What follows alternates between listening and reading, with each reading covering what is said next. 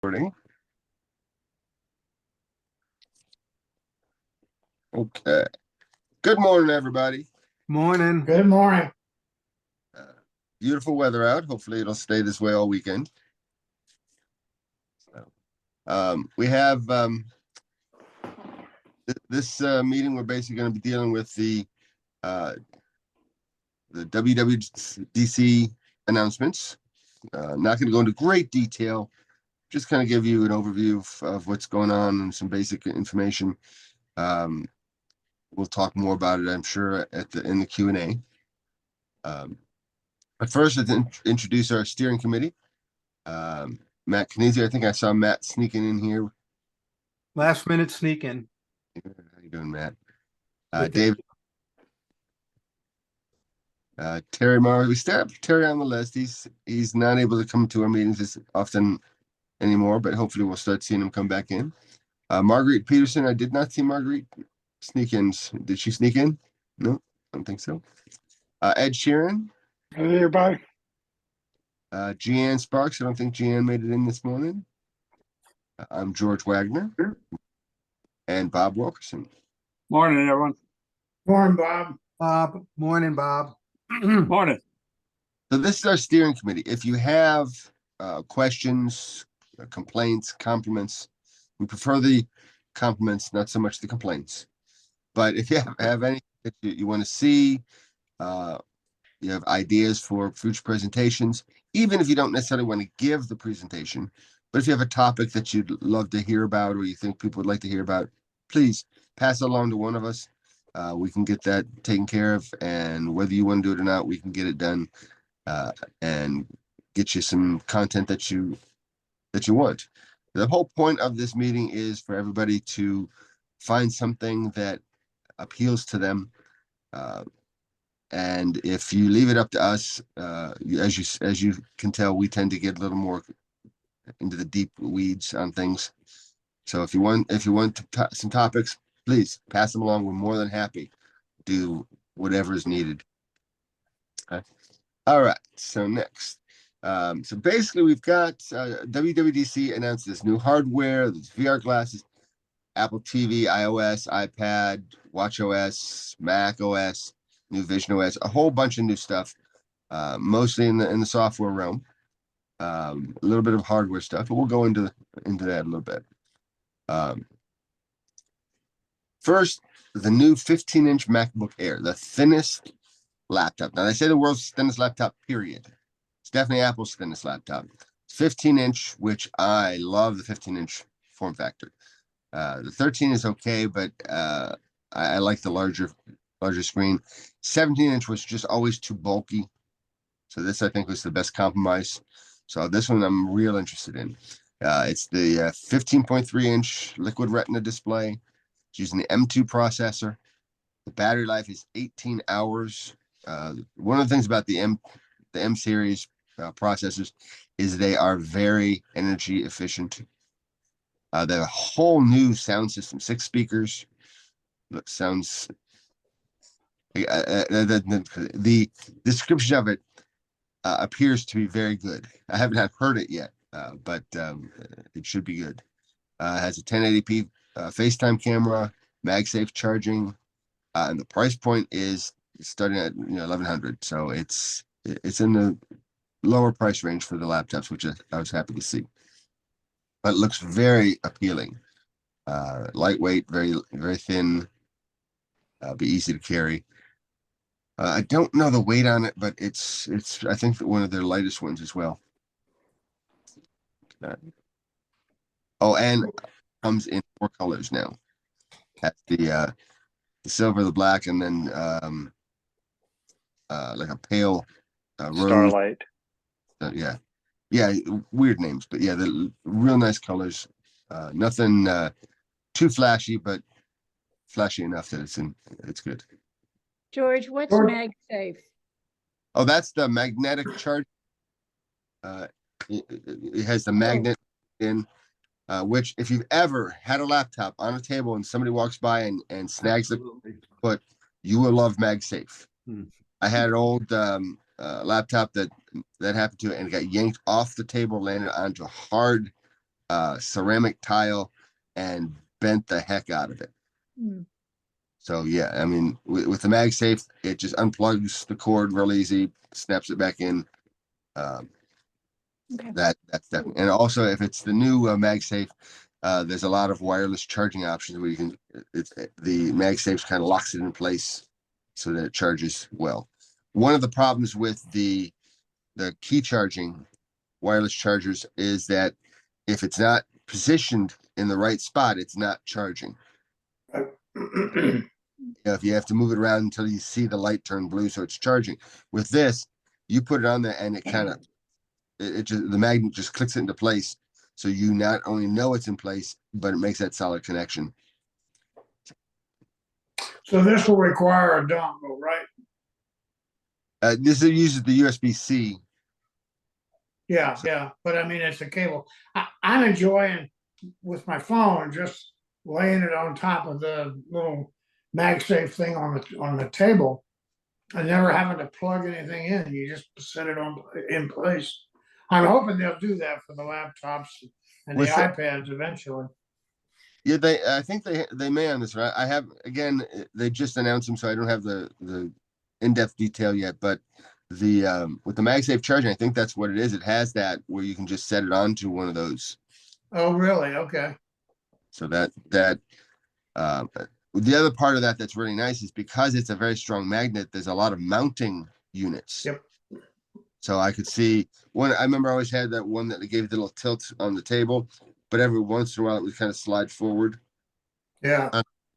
This way, it's, if it has if you get one with a MagSafe, it's going to charge it and it's going to place. Now the Mac Studio and Mac Pro basically got updated.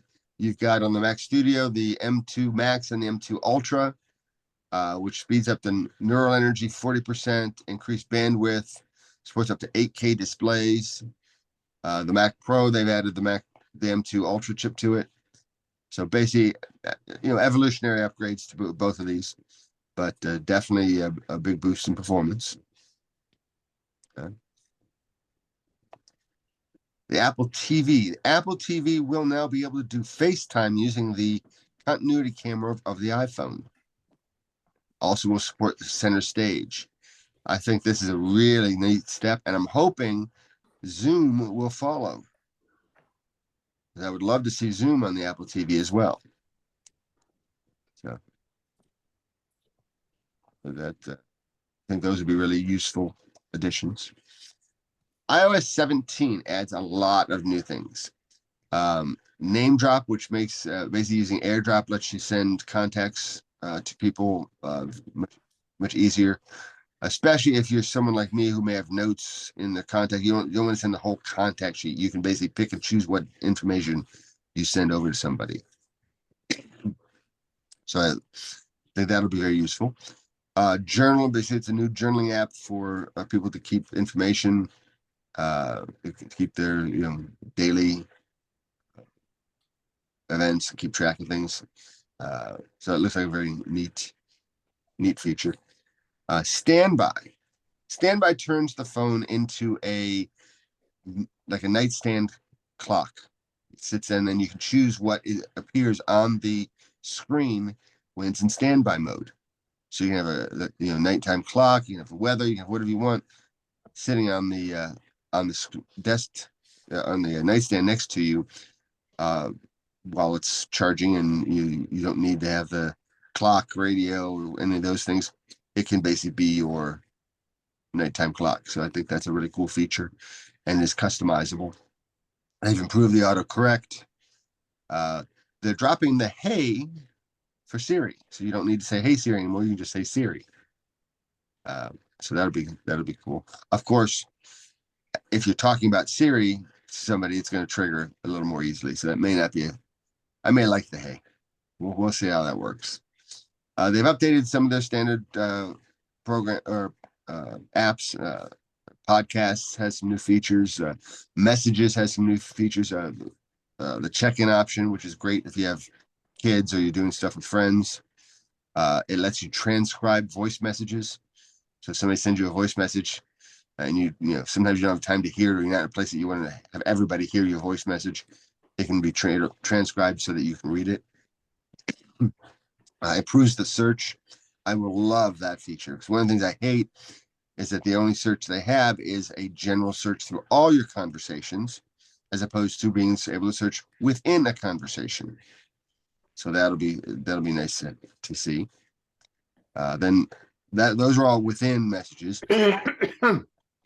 Visual search option, so you can take a picture of something and have it search the web for that. We've seen that Google's offered something similar in the past. So we'll see how well Apple's is. As a side note, I see that Marguerite has snuck in on us. Morning, Marguerite. She's still muted. Good morning. I've been here all along. I'm having trouble setting my screen up this morning. I've been here from the beginning, actually. Oh, okay. Hello, everybody. I asked you if you snuck in on us. You didn't answer. What's on mute? Okay. They've also added in CarPlay. They've incorporated SharePlay, so that if you've got somebody in the passenger seat who wants to play their music, they can do that without disrupting your CarPlay. That's kind of cool, especially if you're like me and have somebody in the car who doesn't like your music, you know. So, you know. George, with iOS 17, didn't I see that you're going to be able to screen when somebody calls you, when they're leaving the voicemail, you can screen the call and then decide to pick up the call if, in fact, it's somebody you want to talk to. So that's going to be an amazing feature. Yeah, that would be very cool. I have mine all set to, you know, go to voicemail if they're not a number I know. So we'll see how that feature, that'll be neat. So, all righty. Yeah, I'm sure there's some things that if you're running anything else that I've missed, please speak up. Hey, iPadOS 17, which will of course have features in iOS 17, but they've brought widgets to the iPad, customizable home screen. They brought the Health app. They've updated the Notes app, and they've improved PDF handling. Apple did pretty well with PDFs prior to this, so I would be interested to see what features they've added on that. Possibly some annotation and editing options. It automatically detects the fields so that if you want to fill in a PDF, it'll determine what and put in fields there for you to put the information in, and then add your signature. Yeah, which is nice. I know in the past, if the PDF was a form, it detected that, but this basically automatically creates a form, which is really neat. So, and I think they've also added the signature option on the iPhone and iPad as well, which I love. You're not familiar with that on the computer in preview. You could store your signature. You could basically write your signature on a piece of paper and have it capture it, or on a trackpad, and once it captured it, you could then kind of stamp your signature anywhere you needed to on a document. So somebody sends you something that needs to be filled out and signed, you can now fill it out, sign it, send it back, and never have to print it out. I love that feature. Yep. Okay, watchOS. They've added some updates to the user interface.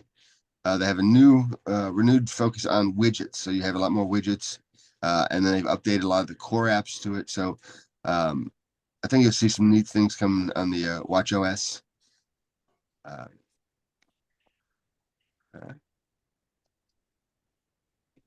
AirPods.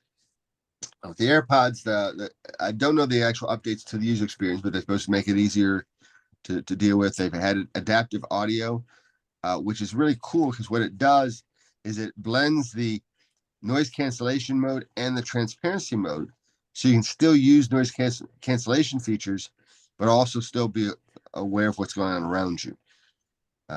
Because the problem with noise cancellation before was it blocks out everything else. And that's not good if you're walking around the street and there's an ambulance coming around the corner. You know, you want to be able to hear those things. So this kind of gives you the blending of those two functionalities.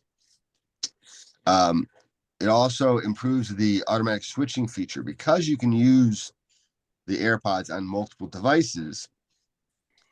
When you switch from your phone to your computer to your iPad, it needs to be able to switch automatically, so you don't have to deal with telling it, hey, I want to use it here now. I want to use it here now. And so they've improved that so that you basically go from one device to another, and it using the various sensors knows which device you are using and will switch automatically. I'm looking forward to that because I struggle a lot with, somebody calls, I'll put my AirPods in, or I'll be on the iPad and somebody calls, I grab my phone, and it's really frustrating to get it to switch over. It used to do it a lot easier, and now it just seems like it doesn't do it as well. Yeah, I agree. That'd be cool. So basically, those were all the updates that Apple announced. A lot of cool stuff coming. There were not a lot of hardware announcements, just a few things, but that's not unusual for WWDC. That tends to be more software centric. We should see probably some new announcements on hardware over the next couple months. September, we'll probably be seeing the new phones. And I guess between now and then, I would not be surprised to see some new things being announced as well. So, anybody have any rumors they've been hearing about new hardware coming out? Not hardware, but are you going to get into like Mac OS and Sonoma? Actually, yeah. What did I do? I skipped over that. How did I skip over that?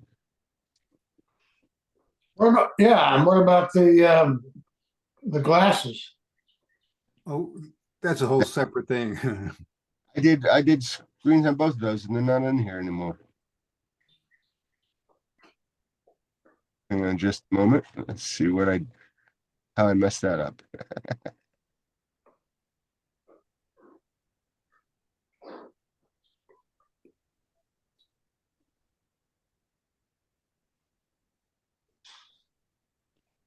While he's doing that, I have a question. I meant to research this, but forgot about it, of course. I had a friend call me, and we were talking on the phone, and he said, go over to the piano and play something for me. So I brought the phone over, stuck it right on top of the piano, and played. He couldn't hear the piano at all. All he could hear was my voice.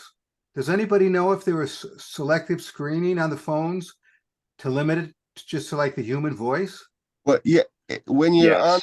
on, you go into the control center, you can set your microphone in one of three states, and one of the voice isolation. Mm-hmm. I think it defaults to that on a phone call. I probably had it set to that. That sort of rings a bell. Yeah. Very good. I'll fix it and then call him again. Okay. You have to make the fix while you're actually in a call. So when you're on the phone with somebody, access your control Sure. panel and then go ahead and make the adjustment. And then it stays as a setting from then on? I believe so. Yeah, you'd have to go change it back to voice isolation after the fact, because probably by default, most people want the voice isolation Sure. so they don't hear all the background. So Thank is you, that the Howard. default choice, Kevin, you think? I'm not sure if it's default or not. I checked it when I went when they first announced it, and it looked like mine was already set for that. So it may be the Okay. default. But when you're on a phone call, definitely check that out. Put your phone on speaker, and then if you want, or pull it away from you while you're talking. All right. I'm not sure what happened to my VR one. I'll just have to do that one verbally. But yeah, Mac OS 14 Sonoma. They're adding interactive widgets, which basically give you a lot more than just right now. The static widgets. This way, it's a lot more interactive. The game mode, which Apple had always been very hesitant to support gaming because they didn't want to be labeled as a not a professional machine years ago, and that kind of stuck with them. And they've more recent years have been a little more open to that. And with the game mode, what it does, it basically reduces any background activities so that the game gets, basically almost 100% of the machine's attention. So it allows the performance of the games to be improved dramatically. They've also added teleconferencing dynamic backgrounds, which basically, if you're doing the background, it can basically be more interactive and more visual. You can have animations going on. It really opens up the door for a lot of possibilities. Like for example, in this meeting, you could be the background could be your screen sharing that you're doing, and you could be standing there in front of the screen sharing and doing your presentation. Ducking out of the way of all my text. So, and the other thing that they released, and again, I had a screen panel for this. I'm not sure what happened to it, but basically, they have released their VR headset. It's not cheap, but that price will come down over time. Right now, it's going to be more the developers and the people who have to have the technology first run. But the really neat thing about this is it's designed to be not just virtual reality, but also augmented reality. So when you have the goggles on, it projects your eyes so that people outside will basically be able to see your eyes, even when you have the glasses on. And you'll be able to see not just what's on the screen, but also what's in the real world, so that you basically have that the combination, the augmented reality that Apple's really pushing. While VR is a very big market, Apple also is making a big push into the augmented reality, where you have the real world with extras, so that you can get information about things while you're looking or walking or doing whatever. There's been talk for many years of Apple doing glasses, not these goggles, but glasses, and I think that'll come down the road, and I think this is the first step towards that. But eventually, you'll have just something where you have just normal glasses that have the augmented reality, so that you can pull up information about things. I guess that would be handy too if you're in a situation where you have a whole bunch of people and you have to remember names and Sure. pull up their contact information while you're talking to them. So, I wondered why Apple would bring out that product at such a high price point. But I understand, it's early and it's a prototype development situation. But I think they're doing something really smart. They're taking this whole technology and moving it into the business arena. In other words, up to now, with the Meta and all the other devices, my understanding is they have been mainly for entertainment, and great entertainment at that. But I think Apple sees a much larger market, for, like you're saying, George, in a business world, that's perfect to do it. And I think the addition of the eyes, of a picture of your eyes that's live, is brilliant, because that returns a certain level of personalization to the contact. The connection between two people. I think that's brilliant. That's gonna improve people's willingness to use them. So I'm hopeful. I hope we'd heard more, but whatever. yeah. Well, I think too I mean, that if you think about it, if someone's trying to do 3D modeling, and that's to be able to be more immersive into that, would be very useful. Very. Yep. What excited me about it is I could see at some point, not that it would completely replace the TV, but that a lot of times there would be times where I would use the VR, the Vision Pro headset for doing my regular work on the computer and having multiple screens out in front of me, which would be great. But then using it for in place of a TV or the iPad, Yeah. which I usually use my iPad for, watching a movie or something like that. So I just see that kind of taking the place of a couple of different devices for me down the road, Sure. Well, also they say that you can actually use it as a screen for the computer, As a what? as a screen for your computer. You can- Oh, okay, yeah. Yeah, So you that- can take your Mac and have the screen that's on your laptop show up as one of the windows that you're working with in the Vision Pro headset. So you can have other apps that are open with their windows, but you can also have so it's like having multiple screens all in one place without buying extra screens. But yeah, eventually, I was talking to somebody about this the other day. Right now, it's going to be a very limited market that's going to be interested in this because it's new. It's more of a development stages, right? But eventually, it's going to hit critical mass. The price point will come down, Yeah. and it will be something that will be within the reach of the average person. At that point, you're also going to see a lot more development.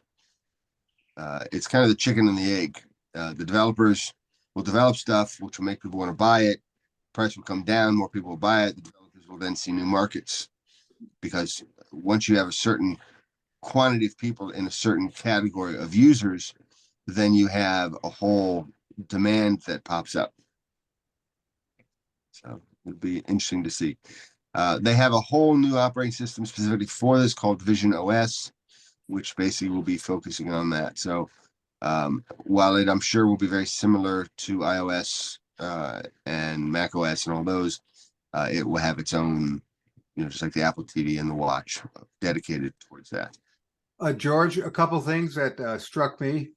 Number one is they're really pushing this, not so much as, like a set of goggles or whatever, but a whole new way to compute, period. Right. Do away with everything. I mean, if you watch the presentation, one of the biggest things that blew my mind was you're just using your fingers, your voice, and your eyes to control your entire environment. You don't have to, you're not wired to anything. You don't have to have controller things in your hands.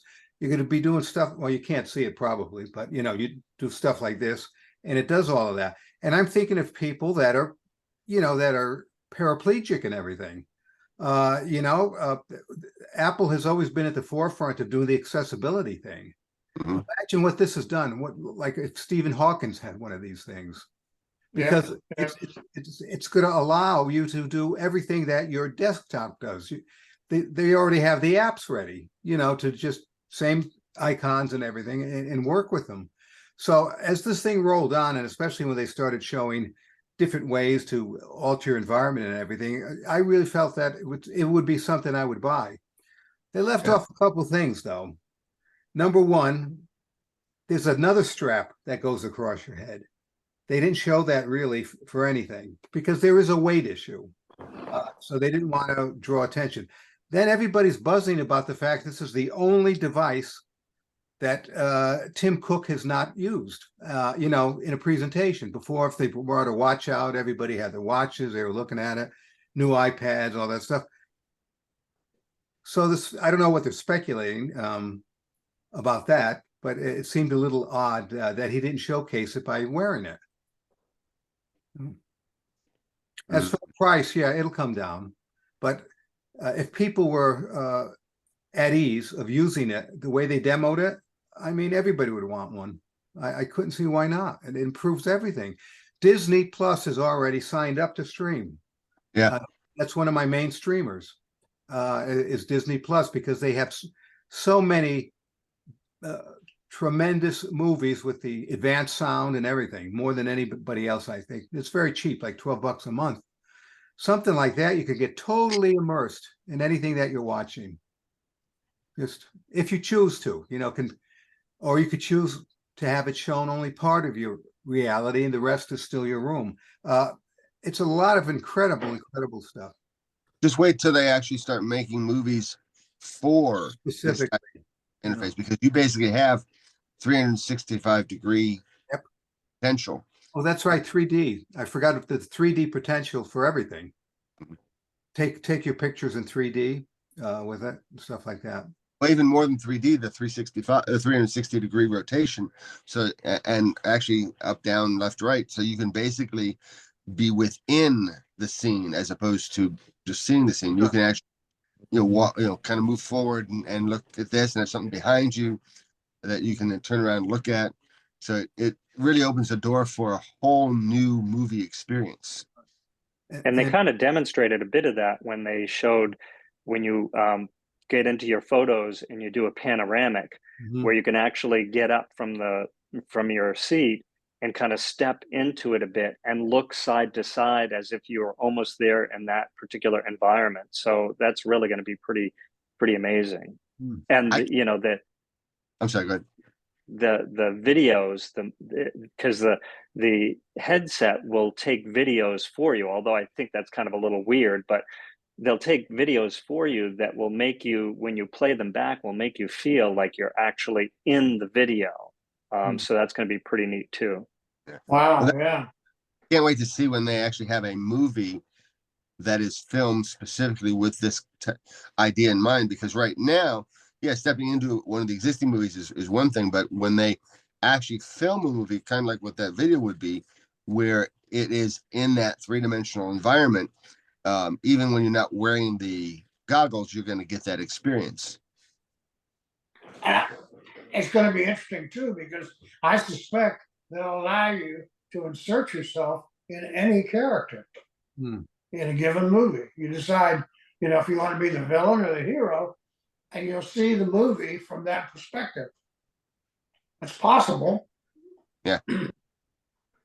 I mean, I'd like to offer to everybody that if y'all want to kick in $500, I'll be a first adopter, and then I'll Okay. let y'all try it out if you'd like. That's not going to work because you have to go and get measured for this thing and registered. Your eyeballs. I understand. Yeah. Yeah. So we would have to have multiple trips to the Apple store. I thought he was going to fly to California.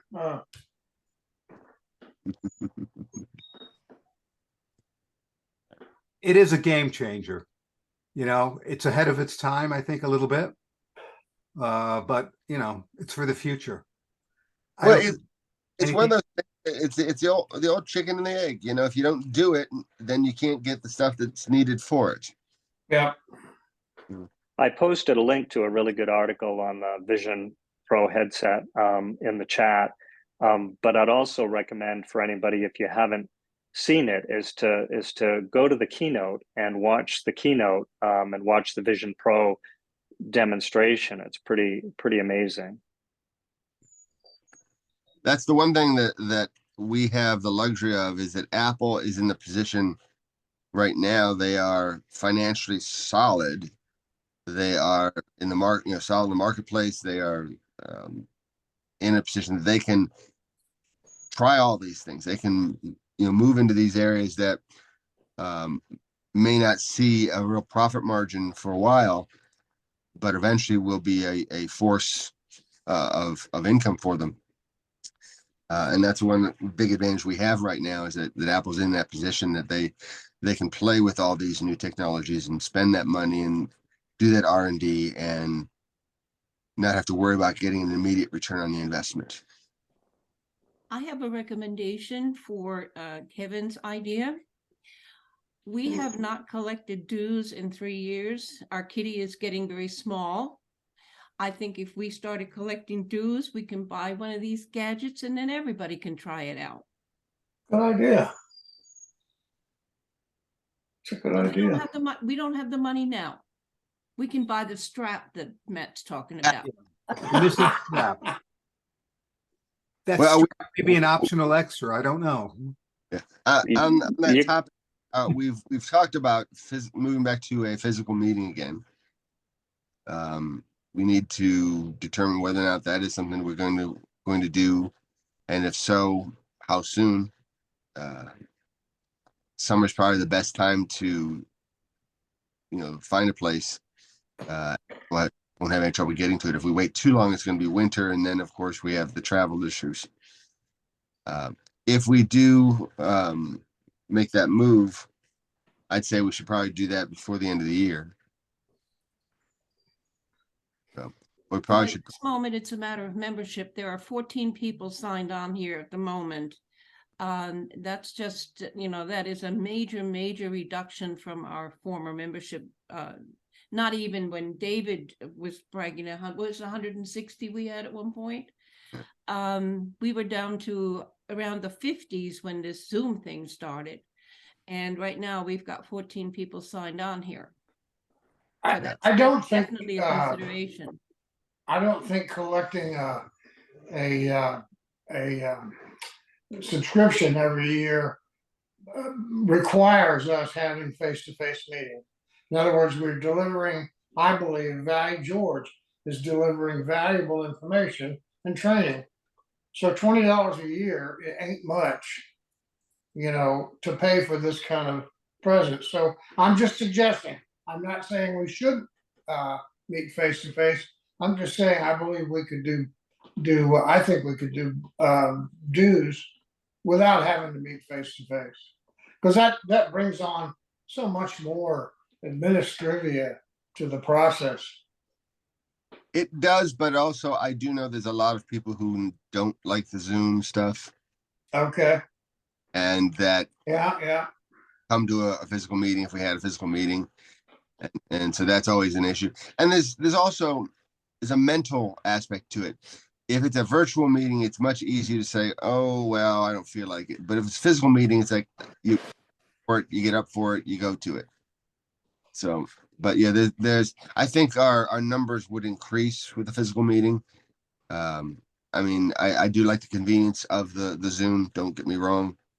And I have no problem with Zoom. I've been doing Zoom forever. But I do know there's a good number of people who would much prefer a face-to-face. Because keep in mind, for a lot of people, it's more than just the information. It's the socializing, the seeing people they haven't. Well, you're right. Yep, I agree. There was another aspect to the physical meetings that I believe some people are missing, and that is the ability to bring your equipment and have somebody sit down with you at the end of the meeting and go over your problems physically in front of you.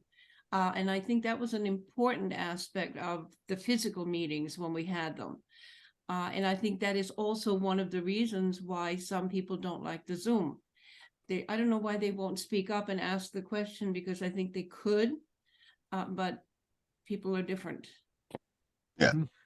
Well, I think I agree, Marguerite, and I think that asking the question, some people may just be confused by the answer, and so they don't necessarily ask. Whereas if somebody were demonstrating it in front of them, that's a much easier way for them to learn and or at least get the issue resolved without them having to, try to do it on their own. And regretfully, and I want to get across to people that this is not the case, but a lot of people feel embarrassed to ask a question in the group because they feel like they're the only ones who have this problem, that it's just that they're not smart enough or whatever. And it's not that. And the thing is that most of the problems that people run into are problems that everybody would benefit from learning about. Getting past that feeling of, it's just me is tough. I have people all the time that say, do you run into people that are stupid as me? It's like, you're not stupid. It's like, it's just something you don't know. It's like, if you put me in front of a car engine, I'm going to look like an idiot. I don't know cars. That's not my area of expertise. Everybody has things that they know. Anything no matter how hard it was to learn, is easier than something you don't know, no matter how easy that other thing is supposed to be. People talk about, the Macs are so easy. Yeah, Macs are easier than virtually any other computer. That doesn't necessarily mean that everybody's going to understand it like that. So, anybody who has a question, who's afraid to ask, don't. There's no such thing as a stupid question. The only stupid question is the ones you don't ask. Right. I'd like to throw something out here that I use. Some of you know that I work with some of our seniors here at College Walk. And that's the first thing they say to me is, I am so stupid. And I really come down hard on them and I say, wait a minute. Our generation was not born with this stuff in their crib like the kids are today. And the fact that seniors are even attempting to use this equipment, I think is admirable, no matter I what. agree. Absolutely. And they need to know that there, like you say, there is no stupid question. And the second part of that is when they do ask the stupid question, everybody else raises their hand and says, oh, I have that question too, or I have that problem too. So it's a matter of public speaking, perhaps, or as you say, being the one that looks like I'm the loser here.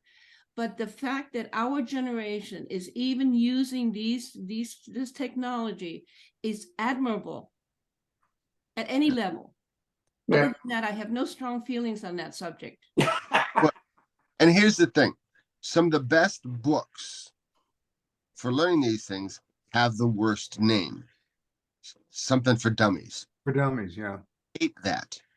Because it's not for dummies. It's just for people who don't know about that thing. You know, they're not stupid. They just have not learned how to do this, that, and the other thing. You know, people think I'm a genius. I'm not a genius. I've just been doing this forever. Wait, we think you're a genius. Don't take it away from us now. Here, cut it out. Poor Ken is sitting there waiting Yeah, to with say his hand something, up. and we're not letting him. He's doing everything right, and we're completely ignoring him. That's all right. My question, I'm somebody who's gone out of town at least 4 months a year. Can we do hybrid meetings? I love in-person meetings and would prefer them, but when I'm out of town, if we could do the Zoom part of the meeting too, is it possible to do a hybrid meeting? Yes, it is. It's a little more work, but yeah, it is. We can do that. We've talked about that as well. We do go back to the physical meeting. We would want to have some sort of Zoom option as well, because there's a lot of people who can't come because they're too far away, or B, at certain times may not be able to come but still want to attend the meeting. If we have bad weather, we can even make it, instead of canceling a meeting, we can turn it into a full Zoom meeting instead. Mhm. But those are all things that we've talked about, and I don't see any reason why we can't do it. We'll just have to set up some sort of camera to show the group, and then also have maybe have a device to hand around, or people can log in on their own devices and talk individually, so that they can see, like we are now, where you see the face of the person who's talking. The group shot when no one's talking, and then when someone starts talking, it'll pull their image. Mhm. I just want to throw out that I'd be happy to pay dues for the Zoom meeting alone. Yeah. I don't need to come to a real meeting to pay dues. So I'd be happy to pay my dues if that's what we wanted to do. Yeah, I have no problem with that either. And that's also going to be very handy, because as we move to go back to a physical meeting and with the hybrid stuff, we're going to need a new location, which we're going to have to pay for. We might want to pick up some equipment so we can do that hybrid meeting a little easier. So that would definitely benefit to start collecting dues, and get that ball rolling. But yeah, I have no problem paying dues. Going back to Marguerite's comments about our generation being going into this and accepting it and pulling it into our lives. So much of the development on these platforms that Apple just announced is going to be for things that we as senior citizens, and anybody can use it, but they're focused on health, they're focused on accessibility, they're focused on all these visual things are really good for people in our age group. And I think it's going to become more and more important, rather than just learning how to use a telephone or learning how to use notes or texting. This is going to be, how do you track your health? How do you connect to your health systems? And I'm members of, I got 2 health systems, unfortunately, that I have to deal with, but both of them are connected to my phone. So I can stand there in front of a technician, make an appointment with her verbally, and within seconds, it appears on my chart. And it sends me a text that here's your appointment reminder. here's what you need to do. Man, that is valuable. When you're falling apart at age 80, you want to keep track of stuff as best you can. Well, So And the other thing too, that's helpful for, I think, older folks or people that are less technically, inclined, is the privacy and security right out of the box. I mean, I can't tell you. I have older people that I help that have Android and PC stuff, and just trying to keep up with, for me, trying to keep up with their security needs is way overwhelming, never mind for somebody who doesn't, so I think Apple's way ahead in that area as well. and you're seeing the Samsung is trying to market that whole privacy and security with this new Knox thing that they've got. So they now realize that they're having to play catch up on that. One thing that the people have to remember, you get a lot of young people that are like, old people using technology just isn't right. It's like, excuse me, we created this technology. You know what? We wouldn't have this technology if we hadn't been doing all the stuff we've been doing all these years. Because if you look at Apple, most of the guys that are running Apple are our age or older. that's right. So they're the people who created this stuff. Yeah, you got young guys involved in there too, but you got to have the visionaries, and the visionaries are the ones that are the VPs and of each of the departments that are running these things. So yeah, you wouldn't have any of us. So hush. I'd like I to have throw a one other quote. I'm sorry. That's all right. Go Go ahead, ahead. Linda. I got an email from email.apple.com back in May. My photo stream will be shut down on July 26th. What does that mean? That means Apple is I think making a bad decision. What they've been pushing everybody to do the photo library, where basically everything on your phone is synced to your other devices. For a lot of people, that's a wonderful thing. They love it. They use it. They do it all the time. Then there's people like me. I have 50,000 photos on my computer. I do not want 50,000 photos on my phone. Don't have room for them. Don't have need for them. So I loved Photo Stream because any picture I took automatically went to my computer. I could delete things off my phone. Didn't have to worry about whether I still had them on the computer. They were there.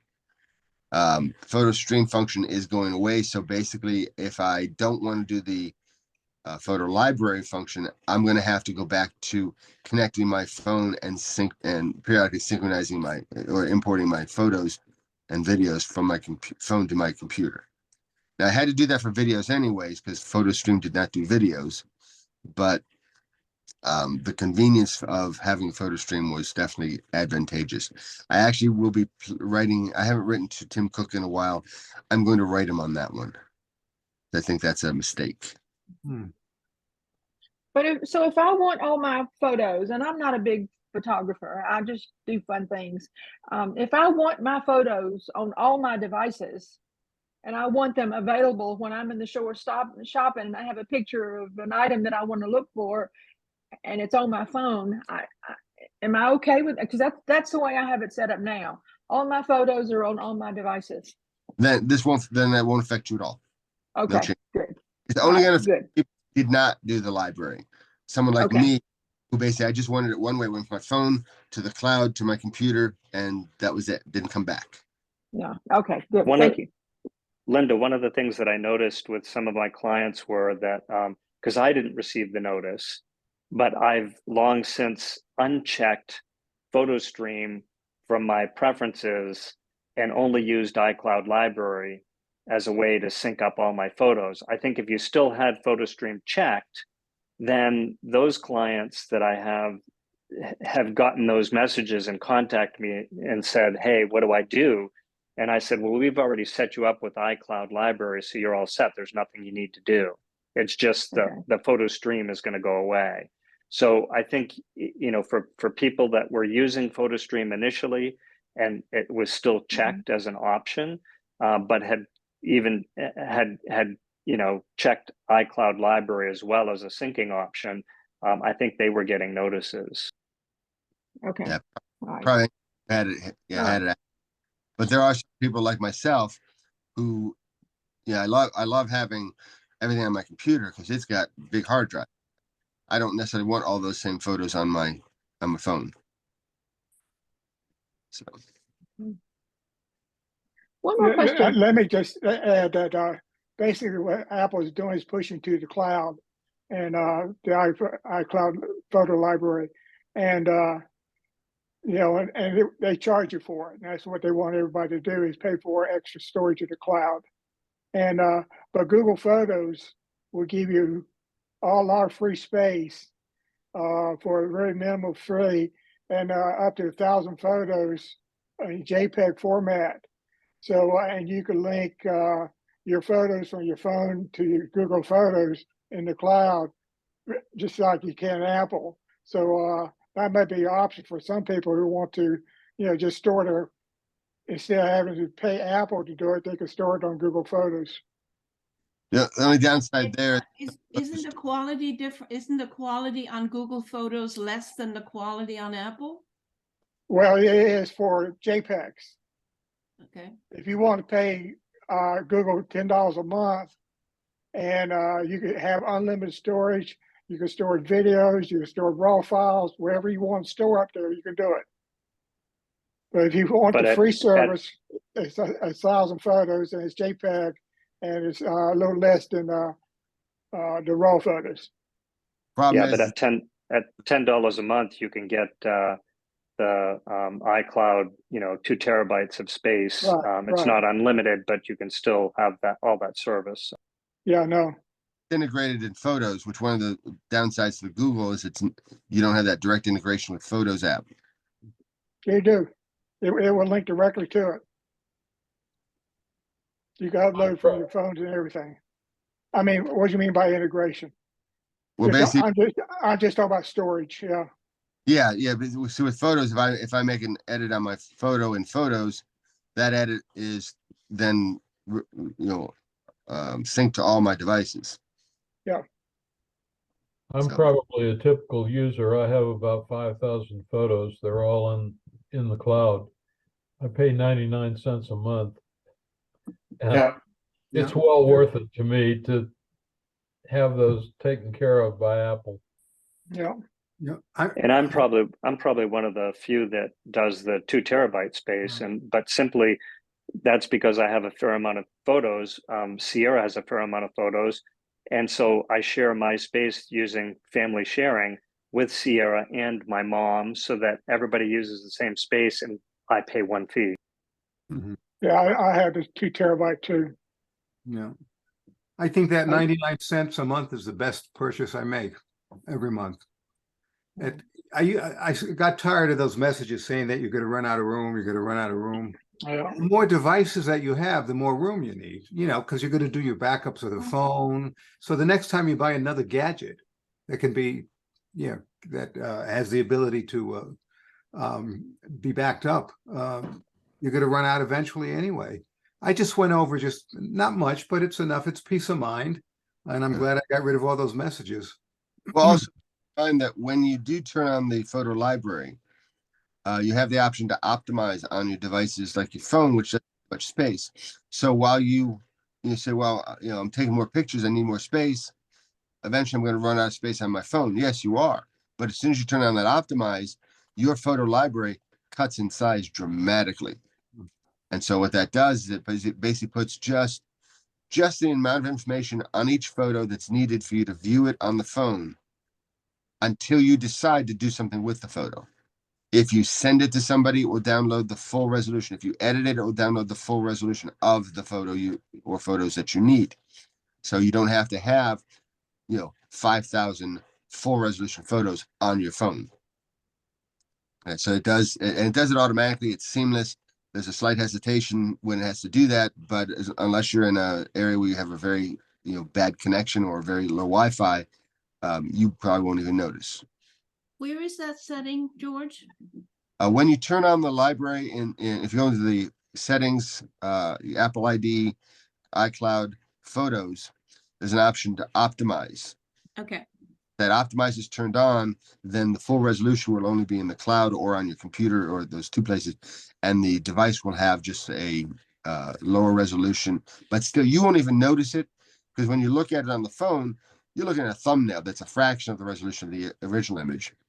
Even at its biggest size on the screen, that's a fraction of the resolution. That image is a higher resolution than the screen can even show. So unless you're zooming in on part of the photo, you don't need that kind of resolution. But as soon as you go in to edit it or to use it, it will download the full resolution of that one image for you to edit, make changes to, do whatever you need to do. Once you're done, it will upload to the cloud and re-download an optimized version for the phone. Does it automatically in the background. But what that means is that on the device, you'll have everything you need to view every single image on your phone, and it will look fine. Only time you'll need more than that is when you want to print it, attach it, send it off to somebody, or edit it. If you just are viewing it, chances are you're not going to need the full resolution. And they do that automatically, so you don't have to worry about it. You don't have to think about it. You don't have to know about it. If I didn't tell you about it, you would have just continued on using them and not even realizing it was doing all that stuff.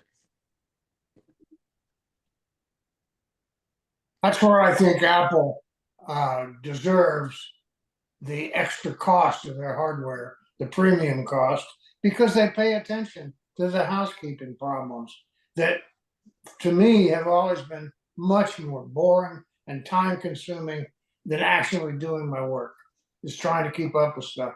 And the idea that Apple moves stuff between your devices, does the optimization, that's very smart on their part. Well, it's I always tell people, it is the littlest things that make the biggest difference in the user experience. Right. Apple is Right. very on those things. I mean, if anybody's dealt with the continuity stuff, first time I did that, I had an iMac sitting an iPad sitting next to an iMac, and I just moved the cursor off the screen of the iMac and kind of just pushed it until it appeared on the iPad, and it was like, whoa! It just did. I didn't set up anything. I didn't tell it anything. I didn't even tell it that the iPad was on the left side of the computer. But because I pushed on the left side, it assumed the iPad was over there. That's great. And it may have even known by sensors, I don't know. But basically, I didn't have to arrange it. Like with monitors, we have to tell it which side the monitor is on if you have more than one monitor. I didn't have to do anything along that line. It just did it, and it did it right. And it's those kind of things, those little itty bitty things that you don't think about, that make Apple Apple. Yeah. In fact, you don't have to think about all those little itty bitty things. Well, I, for one, am very thankful that when you get an Apple device, you will get your updates year after year after year with no charges and no problem. And with the PCs, I don't know what's happening, but I think you need to buy your software, even though you don't own it. I appreciate the fact that I know when something's coming out, until my equipment is too old, I keep getting it. It's coming in and I don't pay a thing for it. Well, one of the advantages we have is because Apple makes the hardware and the software, they complement each other. And when you buy a computer from them, you're buying a package. You're buying an agreement. Microsoft doesn't make the hardware in most cases, and Samsung and LG and Ace, all these companies, Dell, don't make the software. So they each have to have their own income streams. This way, Apple, the operating system is a value add to the hardware. It's what makes the hardware worth it. And so upgrading that and updating that is just making that investment more useful. And in the long run, and Apple sees this where a lot of companies don't, by making that existing device continue to work better, makes you more likely to want to buy one of the newer devices, because it is faster and newer and has better bells and whistles. 9 times out of 10, most people are not buying a new Apple product because they have to. It's because they want to. That to me is one of the biggest advantages Apple provides. George, have you heard anything about the M3 chip? I know they're talking about it now, and also I heard a rumor that once the M3 chip comes out, probably within a few years, they're going to be phasing out all the ITEL machines, not quit updating them. Well, the Intel machines, I think, will stick around for a little while. I think that Apple would have probably gotten rid of them completely already if it Yeah. weren't for that there are certain things that the Intel chip is still needed for. One in particular is if you want to run Windows on a Mac, you need an Intel chip, even for whether it's the boot camp or whether it's the emulation. There's currently no way to run Windows applications on the M series machines. Hopefully that will come, given their power. I would think that would be a possibility. I think they're based on the technology, so that should be possible, but it has not happened yet. That is something that I think is one of the reasons why the Intel processors are still hanging on.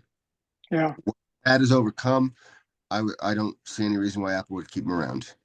Yeah, So, somebody said that about next 3 or 4 years, Apple will probably announce that they're going to quit supporting Intel chips. yeah. Yeah, and I think part of that will be that they'll either internally have an option like Boot Camp, Yeah. or a third-party company, Fusion or Parallels, will come out with a. Yeah, the article also said save your pennies to buy the new M machines. But I'm interested in that M3 chip. Have you heard anything about that? I have not, but I mean, if you look at the M1 and the M2, it's just they're impressive as all get out. So Yeah. what amazes me is, excuse me, Yes. the M1 was such an impressive chip that really the M2 was not necessary at the time it was released. Right. Okay. But Apple doesn't care. Apple pushed the M2s out there when they had them. M3's in the works. The M1 is more powerful than any chip we've seen, prior to it. It was fast. The performance was phenomenal. It was overkill for 90% of what we do. But Apple also doesn't plan for today or yesterday. It plans for tomorrow. So these chips are the chips that are going to run the things that are going to come over the next few years. So that M1 chip is still going to be more than powerful enough to run whatever they're planning over the next few years. But they're constantly pushing. If anybody remembers when the AirPods were released, and they talked about that H1 chip that let it know, that you took one out and put one in, and your phone automatically could talk to the AirPods. The AirPods were released about, I think, the iPhone 7 or iPhone 8, all the way back to the iPhone 5, which would have been like 3, 4, maybe even 5 years earlier, had the H1 chip, even though there was nothing that used it until the AirPods came out. But Apple knew they were working on the AirPods, knew it was coming out, so that when they came out, people who had an iPhone 5, boom, could take advantage of all the features of that AirPod. So Apple is always looking ahead. I love that about them. They're planning. They are, putting all the pieces in place so that when they release the things that they want to release, everything is already in place there. That is one of the biggest advantages Apple has over anybody else, is that they control the entire platform. They don't have to wait for Microsoft to do something or for Intel to do something, especially with the M1, the M series chips now. They don't have to rely on anybody for, to do these things. They control the hardware and the software. I'd like Yeah. The M1 to M2 upgrade is a good example of that, George. The M1 that's the original design, where all the revolutionary engineering took place. The M2 is just two of those bolted together. And I think the M3 is going to be even more capacity, maybe in terms of, I think they said something like 390 gigabytes of addressable storage. That's an David, enormous space. But then David, again, virtual reality and augmented reality, dealing with huge images. yeah. Dave, I think you got that a little mixed up. The Ultra is the two meshed together. Oh, is it? Okay, okay, you're right. Yeah. All right. The M2, My bad. the M2 will still have the Max and the Ultra, which will basically be the two M2s. Okay. All right. But yeah, it's just amazing what they've been able to do. And the thing is that if you've been someone who's been in the Mac world as long as I have, this is what the original RISC processor was supposed to be. Mhm. But the problem is that Apple basically let the hardware be developed by IBM and Motorola, and they just didn't do it. They just didn't take the technology and do what they were supposed to do with it. So Apple, this is what 20 years later is now doing what that technology was supposed to do. And they're just doing it themselves. I'd like to share a little story that I think is a mini success for our TMOC group.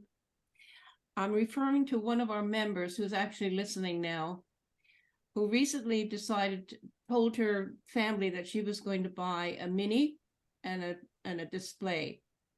And her daughter said, "Why don't you just get a regular new computer?" And mom said, "Because I want the M2 chip." And that shut that one down. Good for mom. That's great. That's our Sue Stickle. Wasn't that great? I think that's a great story. She told the daughter, "I know what I want." I just want to another activities going on now is that Apple is getting ready to build their campus in the Research Triangle Park in North Carolina, next to Raleigh. They have bought 50 some acres, and they released the plans this week that they're going to build this campus within the next 5 years, and to be hiring 3,000 people. They always got 1,000 in the Research Triangle now and another building, but it's going to be a beautiful campus. It's going to be their East Coast campus at the Research Triangle in Raleigh. Wow. Are you still living in Gary. Carrie, thank you. I still got my townhouse there, yeah. Your property value will go up. Yeah, well, they're going up, yeah. Just the rumors, it's really interesting. When they bought the land about a year ago, everybody said, well, Apple's going to come in. So, and nobody heard anything about it. Apple, they keep quiet about everything.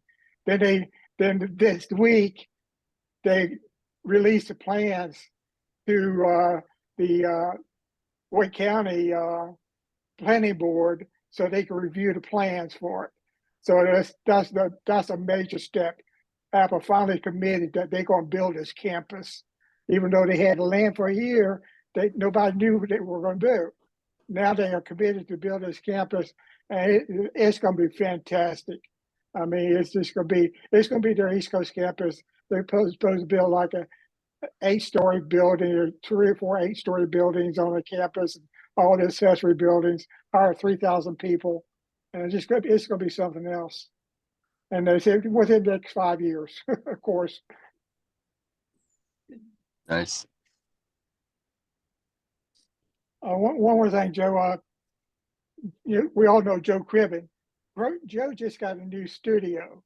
George, we might want to ask her sometime to demonstrate it for us, and because she's a member of the group, and she's a member of the photography club. But her new studio, it sounds real fantastic. So Joe's got, she's probably got 100,000 pictures or something.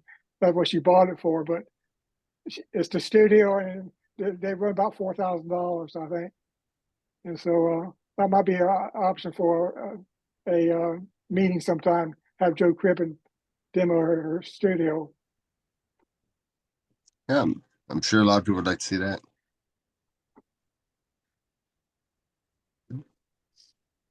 So any other questions we have? We haven't really opened that up yet for general questions. So anybody have any questions? Ken, I think you're muted. Yeah. I couldn't find that. I could. Some of you all know that I'm pretty heavily involved in genealogy work. And one of the things I'm looking for right now is an application where I can put my genealogy research up for my children, my grandchildren, my great-grandchildren, etc. So far, I've found 2 sites. One's called forever.com, the other's called permanent.org. Forever.com says they'll put for one fee, not a monthly fee, but for one fee, I buy permanent storage for my lifetime plus 100 years. The other one, permanent.org, says it's permanent. I pay their one-time fee. Has anybody used them, or does anybody know of permanent storage where I can put my stuff and it'll be there for my great-grandchildren? Well, the bottom line of any of those things is I can tell you it's going to be there forever, but forever is going to be until I go out of business. That's tomorrow. Don't worry. Yep. Tomorrow. I mean, you gotta trust the source. I mean, if you have an iCloud account, you can share it from your iCloud drive and basically just.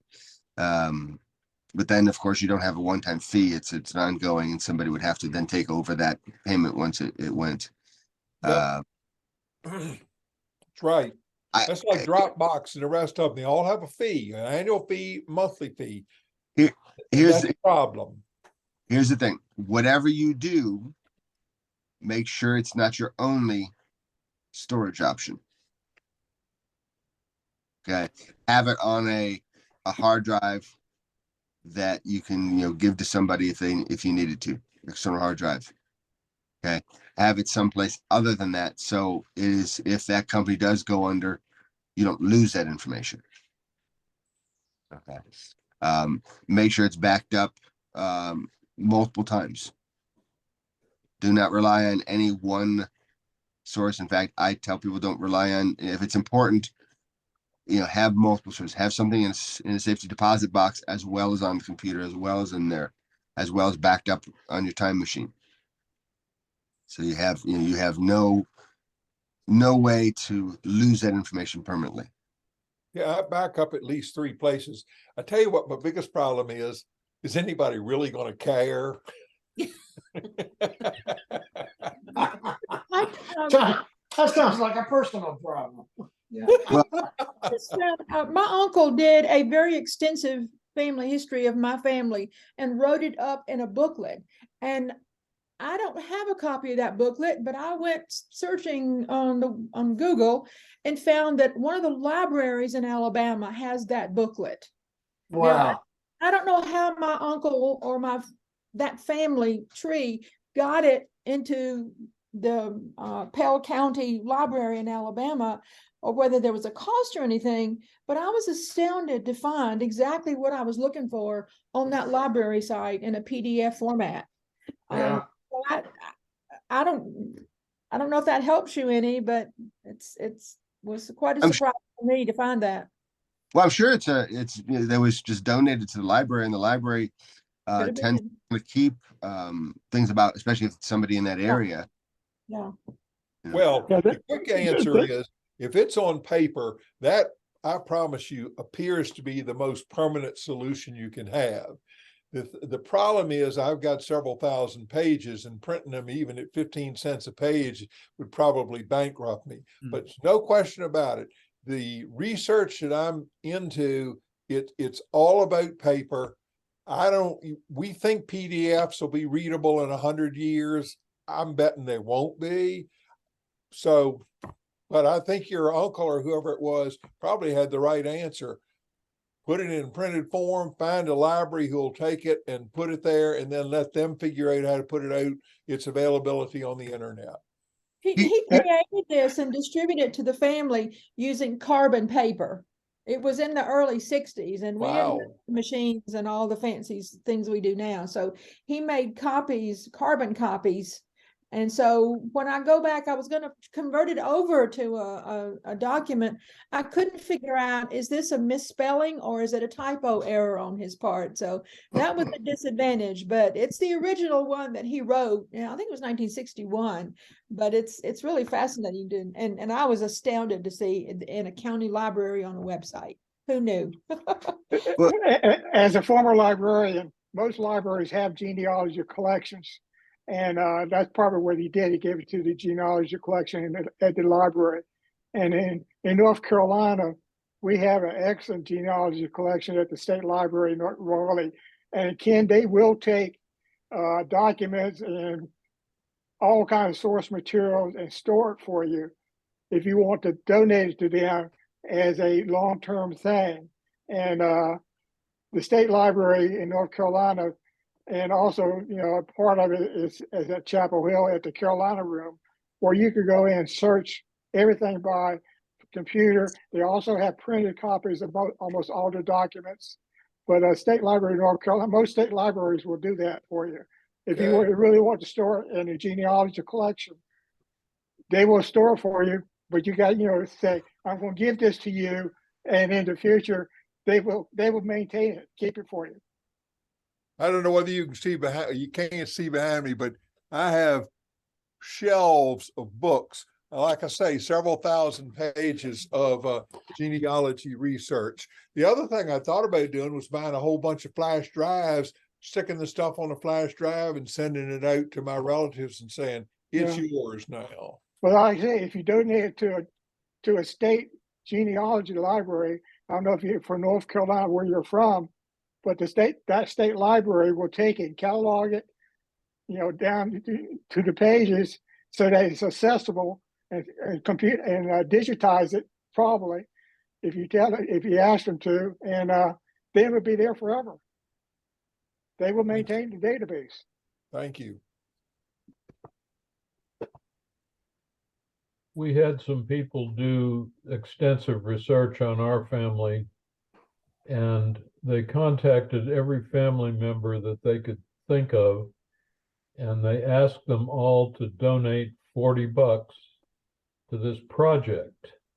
They ended up with 2 thick leather-bound books on our family, and those books were sent out to all the family members.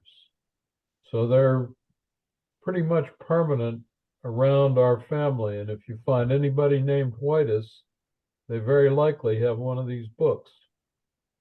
Yeah, it would be nice to have that at the state library too, so that they will digitize it and have the books there, one of them. And that way we'll get research, anybody doing research, they could take it and research it through the state library. One of the people who did it was from Texas, and it is in the Texas library system. Okay, well, they probably eventually, if they haven't been told, they probably eventually digitize it, and they would be searched by anybody through the internet.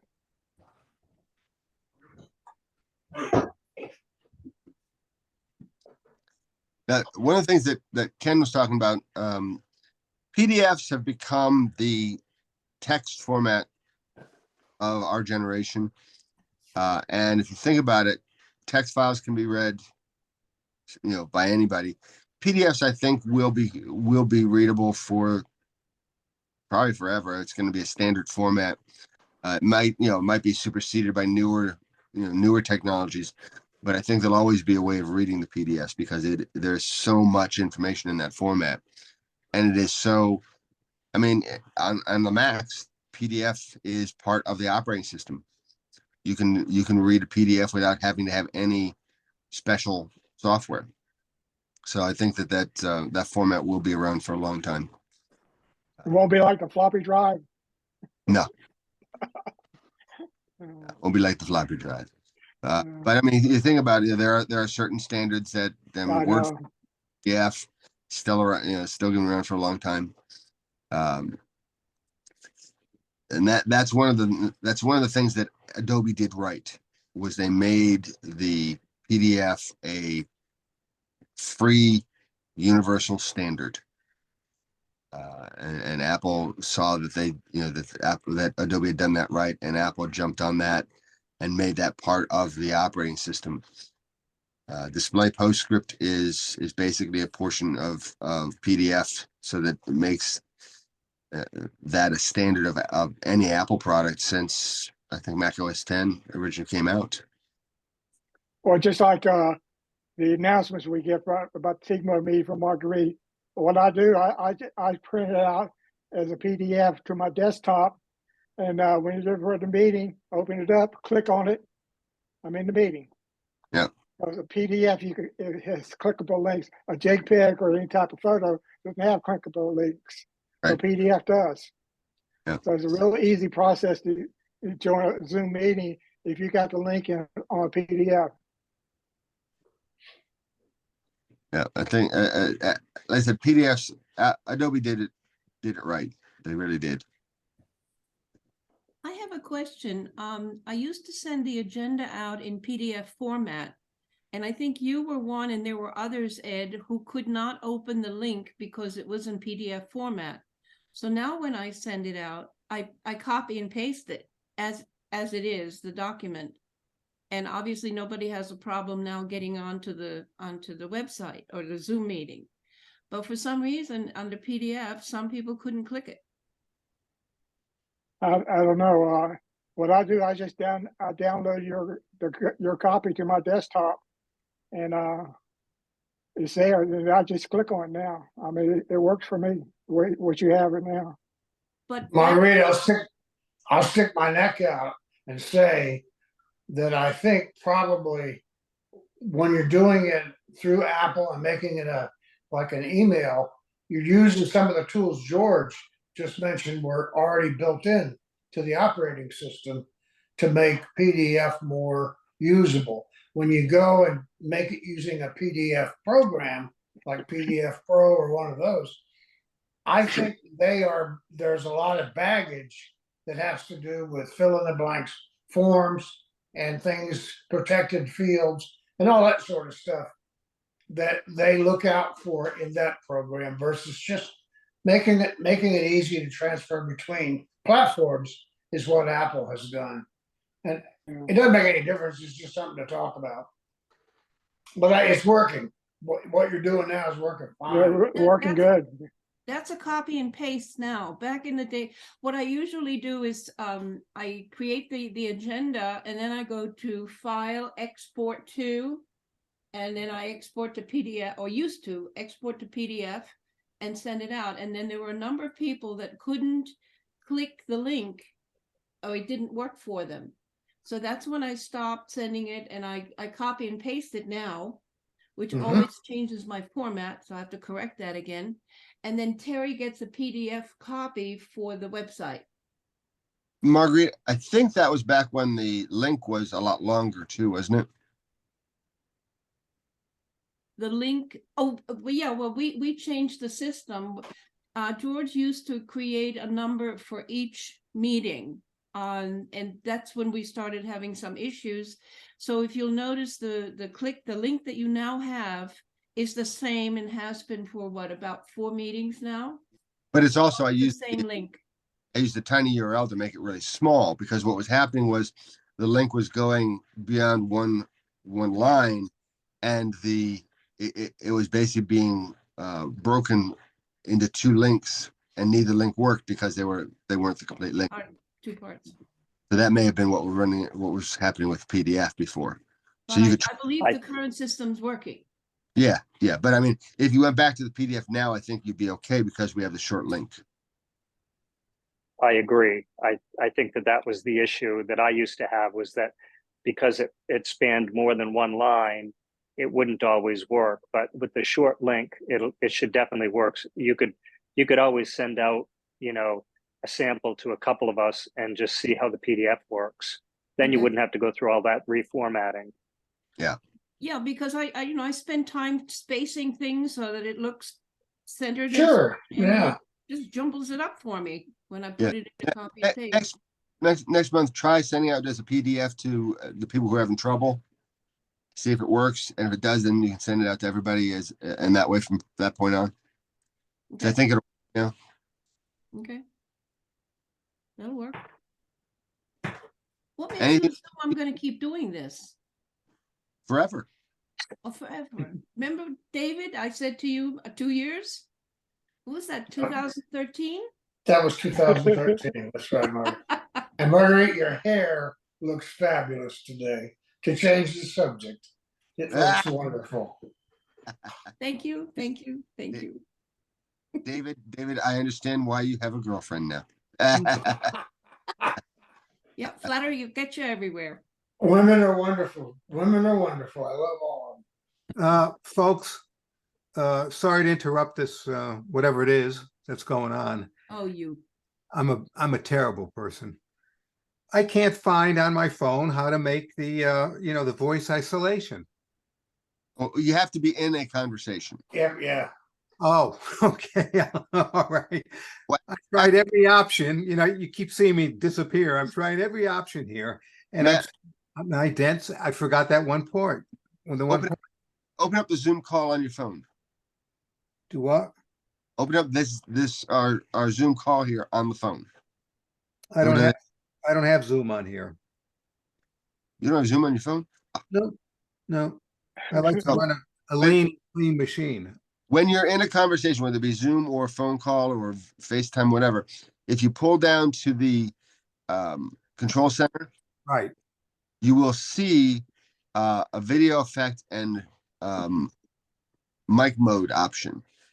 Right. Okay. And the mic mode option, if you tap it, by default program in voice isolation, but if you tap it, you can from wide spectrum, which is what you'll want when you're doing the piano, voice isolation, or standard. Okay. Voice isolation basically cuts out everything other than the voice. Wide spectrum picks up more than the standard does. It tries to pick up everything that's going on around you. All righty. Standard No, or the wide I spectrum. forgot at one point it had to be during the conversation. Yeah.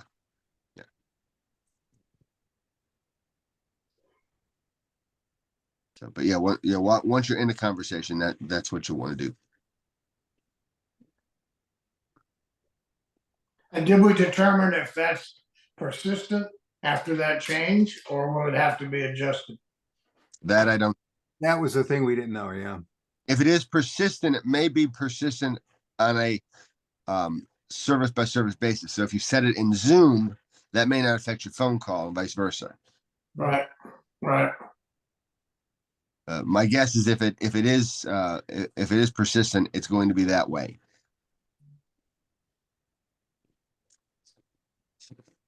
I've got one other question. There's someone I know that claims that somebody keeps getting into their voicemail and deletes the voicemails. Okay, and oh no, what happens is people get blocked. That's what it is. I leave a voicemail for you. Somehow that gets blocked. This person thinks somebody else is doing it maliciously. So this is talking about blocking someone who's called you and they leave a message. I know there's an option when you get into looking at your voicemails, there's an option to block somebody. Can anybody possibly do that without physically having that phone in their hand? I think the only way somebody could do that is if they've cloned the phone, because otherwise they'd have to have physical access to the phone. That's what I thought. This person, I don't know. She has a little bit of dementia, I think. And so she's been asking me questions about what happened. You didn't call, or I did call and you didn't get it and all that. And she talks about seeing the circle with the red line through it, which is what you see when you look at a voicemail and then decide to block somebody. So then she unblocks Have you them. checked her blocked list, Matt? Excuse me? Have you checked her blocked list? You can look at No. what has been blocked on her phone. No. And if anybody's in there that shouldn't be, you can unblock them. Yeah, I know. I can't do that. She's in Oregon. Yeah. Well, they have smart people in Oregon. But she eventually does get them unblocked. You see, she knows how to do that. Either she or a friend unblocks them, and then she gets back to everybody who left messages. It's possible that she's accidentally hitting the block when she's thinking she's hitting the delete. Yeah, probably. It's probably a user error on her part. But I Yeah. told her I would check into it. Yeah, I don't know any way of doing the block other than being on the device. Hmm. Because the only other block would be through the carrier, which again would require you to have access to that line. Now that could be done through the through a cloning, but blocking it on the phone through Apple's function, that would have to be on the device. Right. I think it's more user error. Yeah, that I would think as well. Picnic. Problem in chair, not at computer.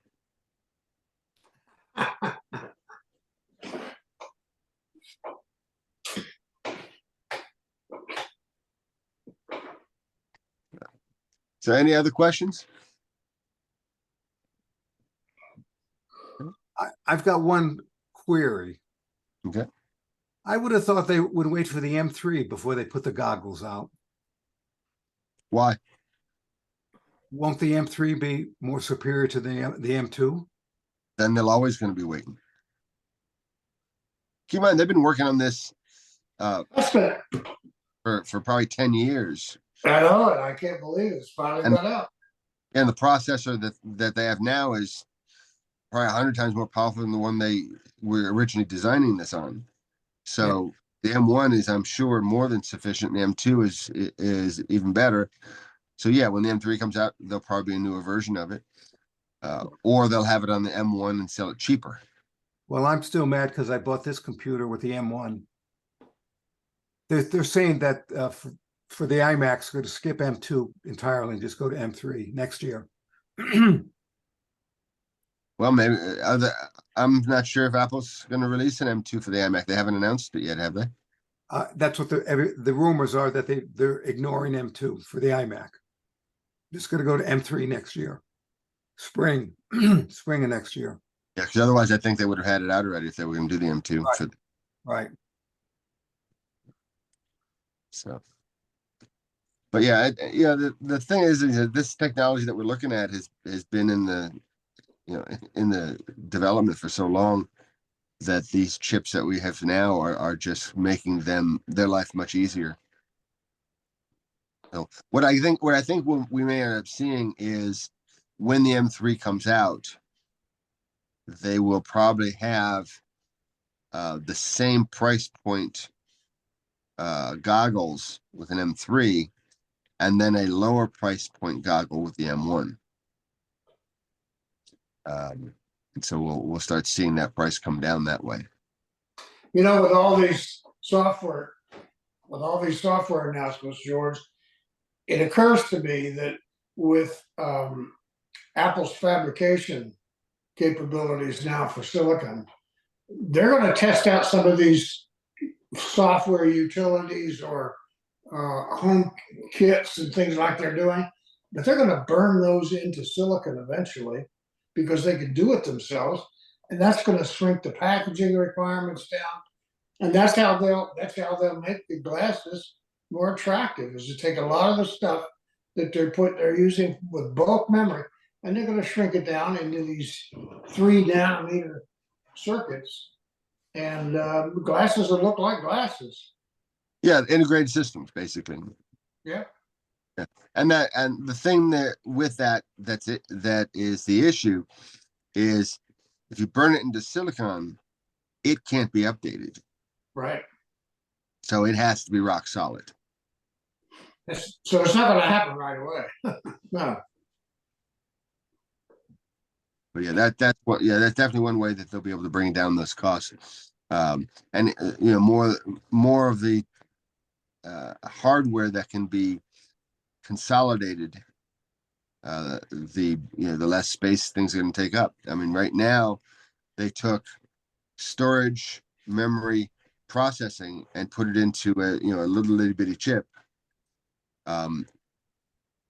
Once they start putting other systems on chips in there, you basically have, you know, a couple of chips that are basically going to run what used to take 20 chips Right. and I'm thinking of times the space. NVIDIA, you know, who has for so many years dominated the graphics.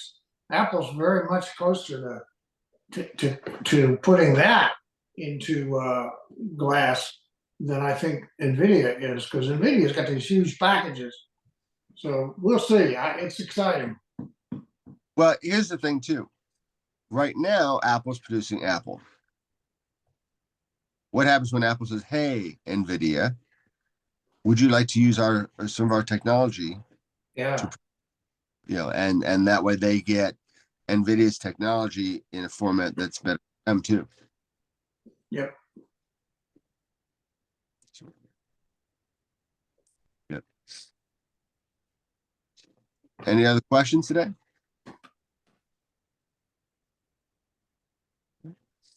Well, I think we will call this a good meeting. Nice Thank you, seeing. George. Bye, everybody. Bye-bye. Bye, everyone.